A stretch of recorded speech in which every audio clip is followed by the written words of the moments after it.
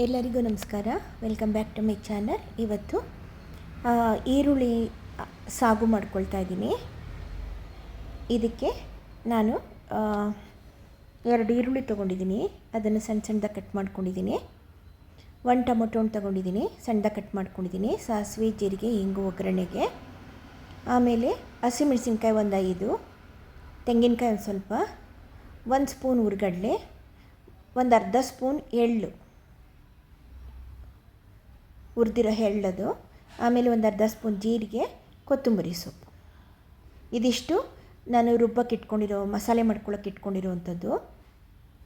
ಈಗ ಅದನ್ನು first ನೈಸಾಗಿ paste ಮಾಡ್ಕೊಂಬರೋಣ.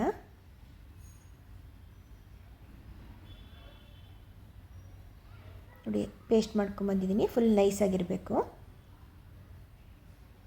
ಇದು ಬಿಳಿ ಸಾಗು, ಅದಕ್ಕೆ ಅರಿಶಿನ ಅವೆಲ್ಲ ಏನೂ ಹಾಕಲಿಲ್ಲ. ಈಗ ಎಣ್ಣೆ ಇಟ್ಬಿಟ್ಟು ಬಾಣಲಿನಲ್ಲಿ ಸಾಸಿವೆ, ಜೀರಿಗೆ, ಇಂಗು ಹಾಕಿ ಹಸಿಡಿದ ಮೇಲೆ ಈರುಳ್ಳಿ ಹಾಕ್ತಾಯಿದ್ದೀನಿ.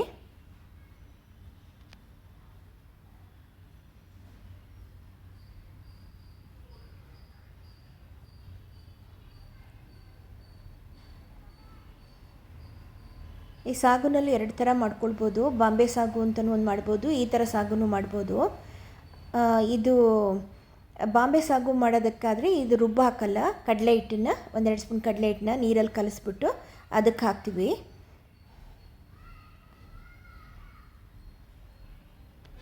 ಇದು ಮಾಮೂಲಿ ತರಕಾರಿ ಸಾಗು ಮಾಡ್ತೀವಲ್ಲ, ಆ ಥರ ಇದು. ಆದರೆ ಇದು ಬರೀ ಈರುಳ್ಳಿ ಹಾಕ್ಬಿಟ್ಟು ಮಾಡ್ತಾ ಇರೋದು. ಚೂರು ಉಪ್ಪು ಹಾಕ್ಕೊಂಡೆ. ಈಗ ನೆಕ್ಸ್ಟು ಟೊಮೊಟೊನ ಹಾಕ್ಬಿಡೋಣ. ಟೊಮೊಟೊನ ಸ್ವಲ್ಪ ಬಾಡ್ಕೊಂಡ್ಮೇಲೆ ರುಬ್ಬಿರೋ ಮಸಾಲೆ ಹಾಕ್ಕೊಳ್ಳೋಣ.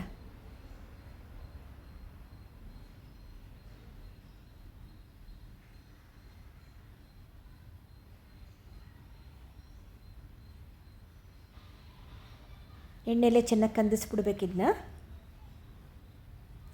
ಇದು ಪೂರಿಗೆ, ಚಪಾತಿಗೆ, ದೋಸೆಗೂ ತಿನ್ಬೋದು. ಇದು ಚೆನ್ನಾಗಿರುತ್ತಿದ್ದು. ಈಗ ರುಬ್ಬಿಟ್ಕೊಂಡಿರೋ ಮಸಾಲೆ ಹಾಕ್ಕೊಂಡೆ.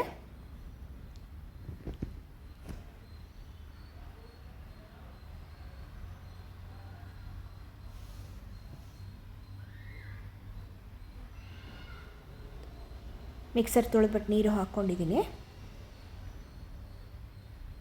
ಈಗ ಒಂದು ಸ್ವಲ್ಪ ಚೆನ್ನಾಗದು 1-2 ನಿಮಿಷ ಕುದೀಲಿ.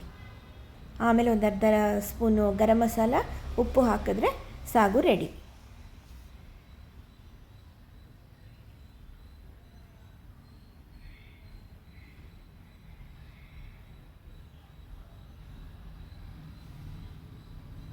ಈ ಥರ ಸಾಗುನ ಬರೀ ಆಲೂಗಡ್ಡೆಲೂ ಮಾಡ್ಬೋದು, ತರಕಾರಿ ಹಾಕ್ಬಿಟ್ಟು ಮಾಡ್ಬೋದು.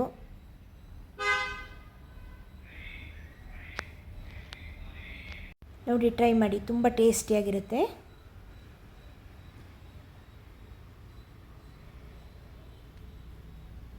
ಏನು ತರಕಾರಿ ಇಲ್ಲ ಅಂದಾಗ ಈ ಥರ ಈರುಳ್ಳಿ ಹಾಕ್ಬಿಟ್ಟು ಒಂದು ಸಾಗು ಮಾಡ್ಕೋಬೋದು. ಆಯ್ತಿದು. ಕೊತ್ತಂಬರಿ ಸೊಪ್ಪು ಉದುರಿಸ್ಬಿಟ್ಟು ಸ್ಟವ್ ಆಫ್ ಮಾಡ್ತೀನಿ. ಈಗ